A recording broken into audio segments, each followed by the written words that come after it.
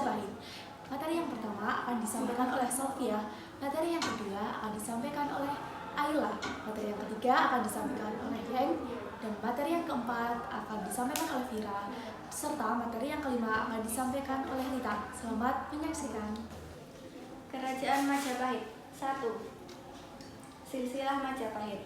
Kerajaan Majapahit didirikan oleh Raden Wijaya pada tahun 1293 Masehi setelah mengalahkan pasukan Mongol yang memiliki beberapa raja terkenal yang memimpin Majapahit. 1. Raden Wijaya pada tahun 1293 sampai 1309. Pendin Kerajaan dan Raja Pratama. 2. Jayanegara dari tahun 1309 sampai 1328. Putra Raden Wijaya, masa pemerintahannya penuh dengan pemberontakan. 3. Tribuana Tunggadewi dari tahun 1328 sampai 1350. Ibu Hayam Wuruk yang memulai ekspansi besar-besaran.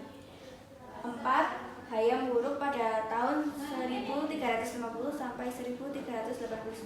Puncak kejayaan Majapahit didukung oleh Pati Gajah Mada dengan sumpah palapanya. Raja-raja selanjutnya setelah Hayam Wuruk, Majapahit mulai mengalami kemunduran karena perebutan kekuasaan.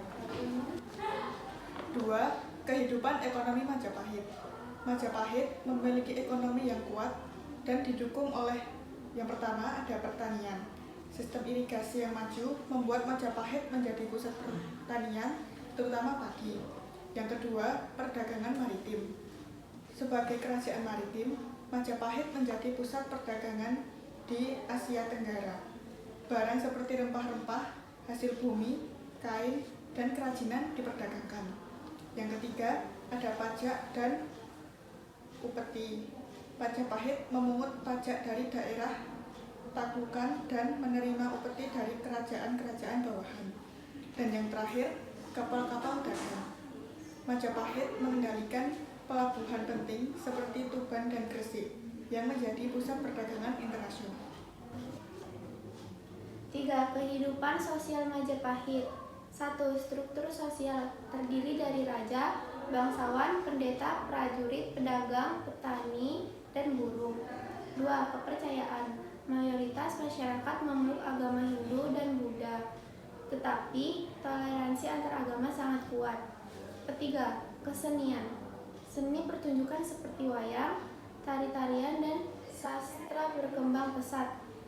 Kitab seperti Negara Kertagama dan Sutasoma ditulis pada masa ini. Bahasa Jawa kuno digunakan sebagai bahasa resmi. 4. Politik dan pemerintahan Majapahit. 1. Sistem pemerintahan berbentuk monarki dengan raja sebagai pemimpin tertinggi, dibantu oleh Majapahit seperti Gajah Mada dan pejabat lainnya. 2.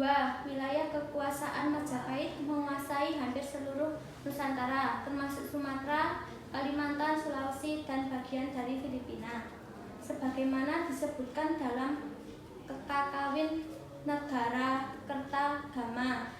3. Sumpah Palapa. Gajah Mada bertekad untuk menyatukan Nusantara di bawah kekuasaan Majapahit. 4.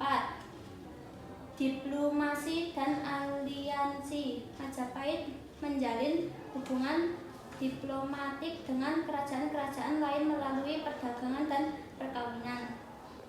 Kelima, peninggalan budaya Majapahit. 1.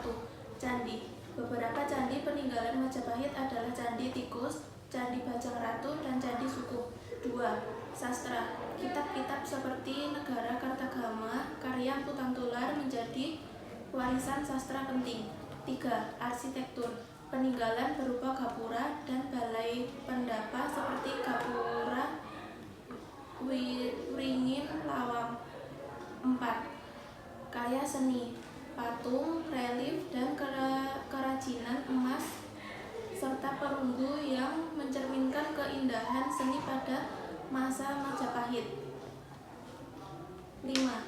Sistem irigasi. Majapahit meninggalkan sistem pengairan yang sangat canggih seperti yang ditemukan Trowulan.